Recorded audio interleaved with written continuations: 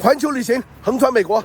我现在到了美国的黄石公园，相当于中国的神农架，野生动物巨多。门票35刀，相当于人民币250块钱。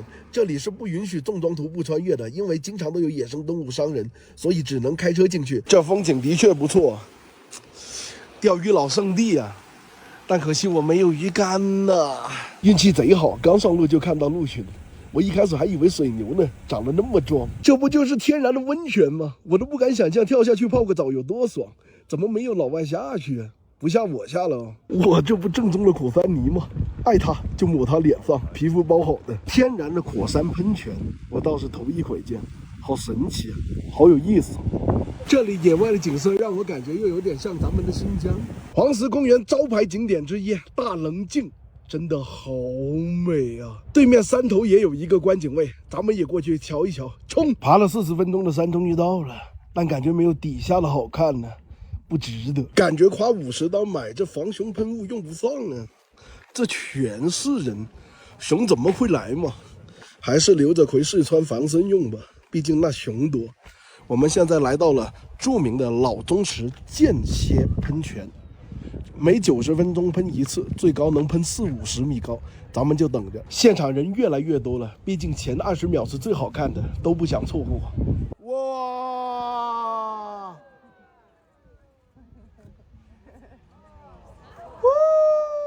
这黄石湖也很神奇，湖边全是天然地热温泉眼。美国人也太浪费了，矿物温泉蛋吃上。果冻海倒是看多了，果冻火山湖倒是头一回啊。这真的好美啊，好想扎进去游一圈，还可以把车停路边下湖边玩。刚好洗个脚爽一下，舒服，心旷神怡呀，有点像咱们新疆的赛里木湖。这叫泥浆火山，这比在印尼看火山爽多了，那边只能远看，这里近距离能感受到地球心脏的跳动，这个更夸张，感觉不小心掉下去，一点痛苦都没有啊！我靠，运气真好，看到野牛群过河了。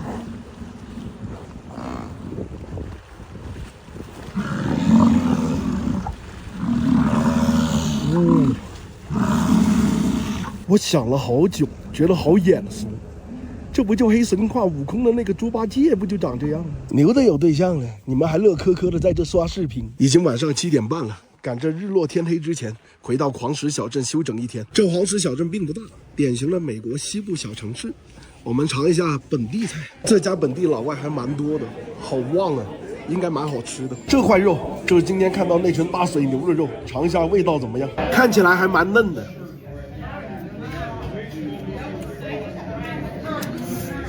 我感觉跟我平时吃到的那些牛排没什么差别。鳟鱼也是他们本地的特产之一，这个闻起来香多了。这鳟鱼闻起来好香，但是吃起来它的肉很柴，但调味它又调得好，咋说呢？也算是不错吧，起码没有小骨头。一块牛排一条鱼干了86刀，相当于人民币619块钱，贵呀！这边景区住宿更贵，我就住一个破汽车旅馆。要2300块钱人民币，这酒店盲盒我已经不抱有任何希望了。一个汽车旅馆能好到哪里去？哦，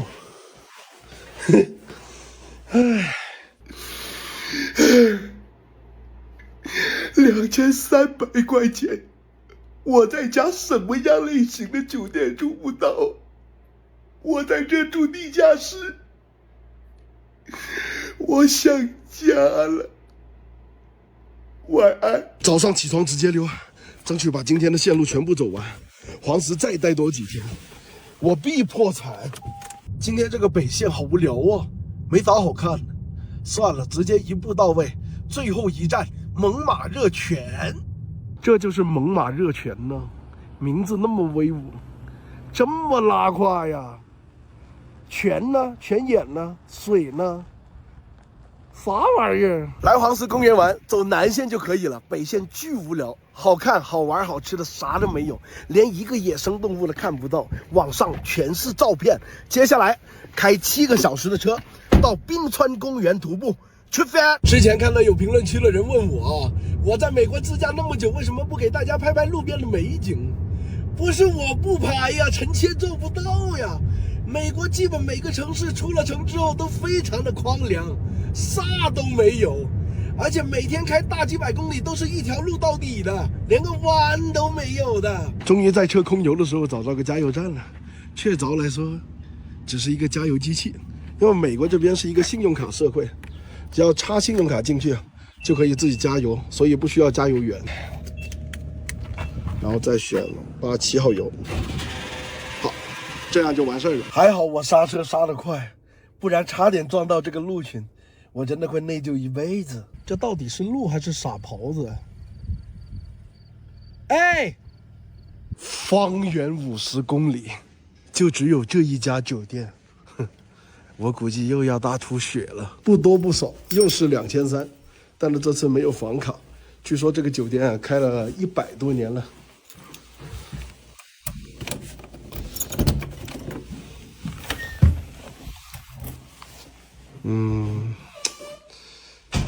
感觉比昨晚的好，因为他知道我一天没吃东西了，给我送了个碗饭、薯条、汉堡。我操！我操！推开门就可以见吗？我忽然觉得2、3千蛮划算的，要是放国内不得4、5千呢？这倒影实在太绝了！就走他们的经典路线。全程11公里，6个小时，轻松拿捏。这里提示建议带防熊喷雾进入，还好我之前买了，先来一发。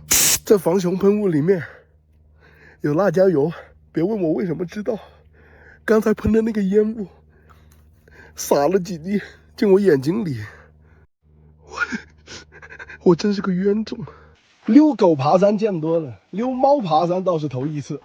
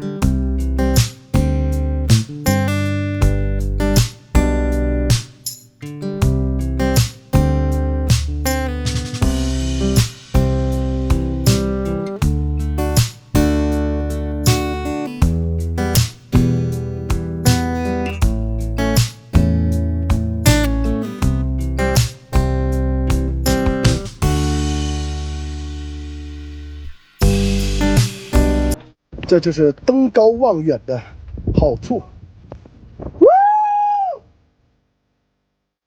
高原徒步还是蛮辛苦的，我已经快到极限了，还有最后500米。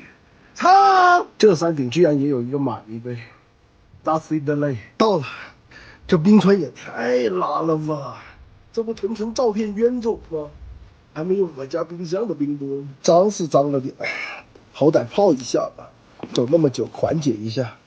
哇，这也太爽了，好舒服啊！回去又得6个小时，现在是下午3点，到了又晚上9点，又得住那2300，心都在滴血啊！下一站西雅图。